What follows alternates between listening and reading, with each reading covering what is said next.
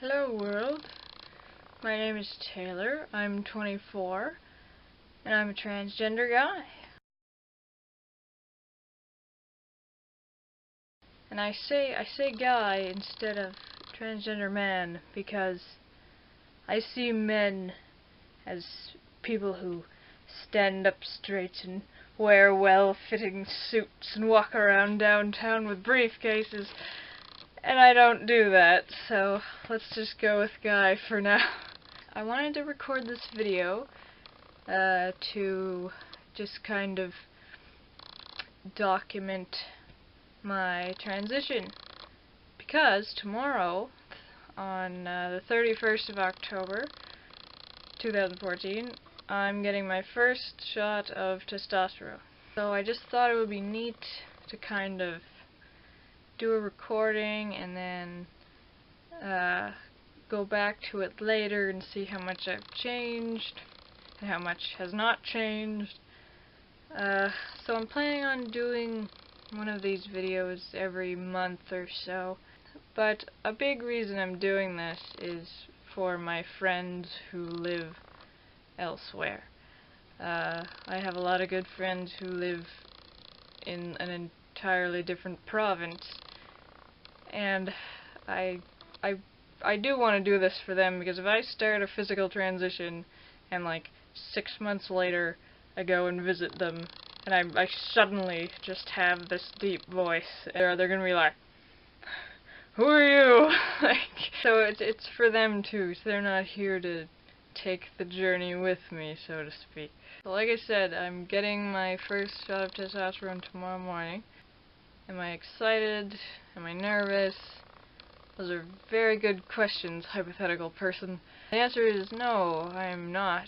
And the reason for that is this has been a long time coming. I've been living full-time as a guy for almost 2 years, and this entire time I've been trying to get the physical transition process started. I spoke to my doctor about it first, and I started a dialogue with him, and I've spent this whole time like trying to get a hold of the endocrinologist. There's only one endocrinologist in my town, and it was so hard to get an appointment with her. Before I could even see her, I had to like get a diagnosis by a psychiatrist who said, okay, yeah, you have gender dysphoria, you should make a physical transition. And getting in to see him was a pain in the butt too. It was a span of 2 months. I called them like every other week, and then every week like, hey, I need to make an appointment, I got referred by Dr. whoever. And it took so long. Anyway, I got here, I got a prescription, because I wanted to do it right. I wanted to make sure it was safe, and I want to make sure I'm healthy enough for this, and I want to do it legally. So here we are finally, and it's just going back to my original answer. No, I'm not excited or nervous because I'm just so tired. It's the inevitable conclusion to a long and tedious journey, and I'm glad it's over. I'm relieved and I'm happy for sure, but I'm not like jumping up and down anymore. Like I said, I want to do these videos every month or so, and I think in each video I'm going to talk about like a different topic. I mean, it could be about anything, but I'll definitely talk about things that are relevant to my experience as a transgender person, or the LGBT community as a whole, or just stuff that I've been thinking about. And today I'm gonna kind of talk about how I'm feeling about starting testosterone and what I'm hoping for. So first I'm gonna talk about things I'll miss. I'll miss having a soft voice, and that's kind of strange for me because I'm kind of self-conscious about my voice. I don't really like it. I don't think it matches my inner voice. I don't like recording my voice. I don't like listening to recordings of my voice, so even doing this video is weird. I like having a soft voice because it can be soothing and disarming and helpful. And I like that. And that's not to say male voices can't be soothing or disarming, but it's a fundamentally different quality. I'm gonna lose that, and that's sad. I mean, I'm okay with it. I accept it. But, you know, I will miss it. Another thing I'll miss, and this is going to sound silly, is being cute. I like making scrunchy, cutie faces, and I like making cute, squeaky noises, and I mean, not in front of everybody, of course, but when I'm with my friend Andrew, for example, we're always squeaking at each other. It's a lot of fun. That's not to say I won't be cute when I'm more physically male, but it's really strange, you know. That being said, Andrew is very male and has a very deep voice and a crazy beard, and he looks like he's 35 even though he's 22, but he's still adorable, so that gives me hope. Last thing I'm gonna miss is being a teen, and like I said, I'm 24, I'm not a teenager, but people think I'm a teenager when I'm like walking down the street or whatever, because I'm short and skinny and I have a voice that sounds like this. That's been fun, actually, because I didn't get to be a guy when I was a teenager. I didn't get to be a guy when I was a child. So I feel like I've kind of missed out on that. For a while, I did think it was a lot of fun to be mistaken for teen. I felt like I could kind of make up for that lost experience in a way. I mean, it's not the same, obviously. I'm a lot different than I was when I was a teenager. But I felt like I glimpsed into what it would have been like, and that was nice. That said, I'm quite done being a teen. I've had enough of that. I've had 2 years of that. I'm ready to move on. And on that note, the things I won't miss, firstly, are being patronized. I hate being patronized and spoken down to. That's awful. Just, I mean, because people think I'm younger than I actually am, and they're like, "Oh, sweetie, do you want help with that?" Or, "Dear, do you know how to get to such and such a place, or do you need directions?" I'm like, stop. Stop with the pet names. Stop talking down to me. I'm not an idiot. I hate that. And I know it's well-intentioned, I know that, but I still hate it. I don't know what else to say about that. And on the note of appearing younger than I actually am, I won't miss being carded.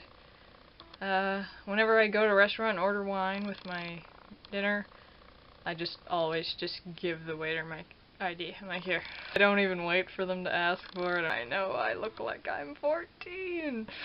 I was at EB Games recently, and I'd found a game I'd been wanting for a while.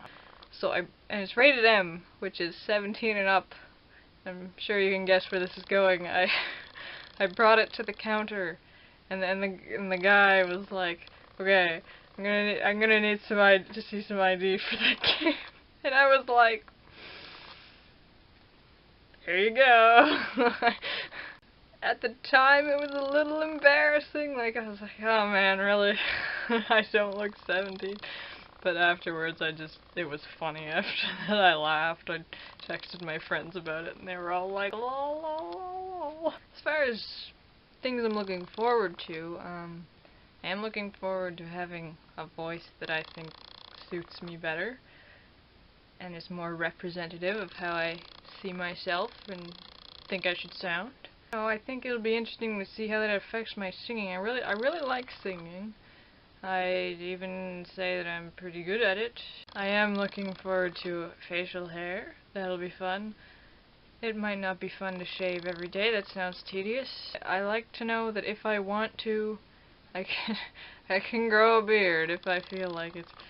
That'll be fun, I think. And I am looking forward to looking and sounding my age, because like I said, I'm done being a teenager. I'm so done. I'm like so over it, far beyond. I'm way over there. Like, I'm done. So that'll be nice.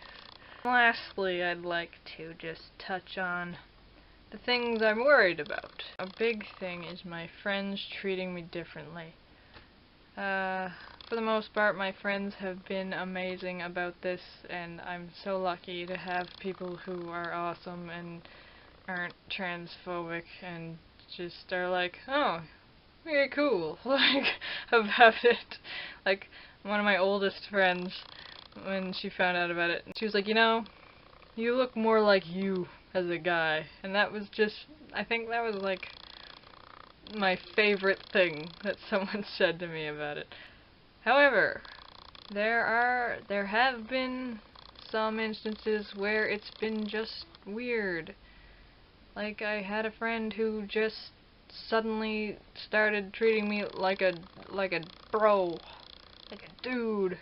He gave me weird bro nicknames and started like calling me buddy, and I was like, stop, like, that's not necessary.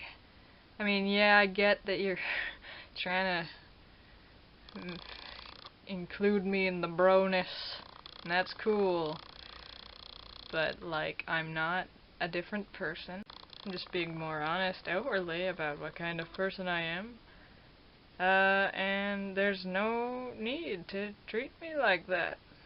And that has been really irritating, and it's annoying me, and I hate it, and every time he does that, I'm just like, I'm going to kick you. Like, and honestly, I know he does it because he's having a hard time coping with this change. I know you know who you are. You know I'm talking about you. And trust me, dude, like, I know it's been hard for you, even though you haven't said anything or brought it up, and I'm glad you didn't bring it up. Like, thank you for not whining at me about it. Because, I mean, what can I do, right? But enough with treating me like a bro. Just treat me the same you've always have been, okay?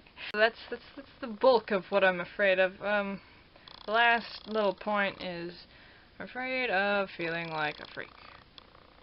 And for the most part, I probably won't, because I'm pretty chill with my body. I don't care. I don't think about it that often. I think about it sometimes in the summer. I'm like, man, it'd be great to go to the beach and not wear a shirt. But I can't do that because I'd be arrested. But other than that, like, I don't, you know, whatever, it's a body. But I feel like when I'm kind of in the middle ground, like, having taken testosterone for a few months, but still, like, having female body parts, I'll feel like, oh god, I'm never gonna have, like, an intimate or sexual relationship with anyone because it's such a freak. Like, I'm worried I'll feel like that. And, you know, I probably will, like, once in a while. I just hope that's not often, because that would be sad. But yeah, that's it, I think, for now. This is the second time I've recorded this. The first time was yesterday at Andrew's house, but the battery in my camera ran out in the middle of the video. But I did want to include one clip from it because it was hilarious. So here you go. This might sound silly, but I'm gonna miss being cute. You'll always be cute. Thanks. Thank you for watching. And I'll see you in a month or so. Bye now.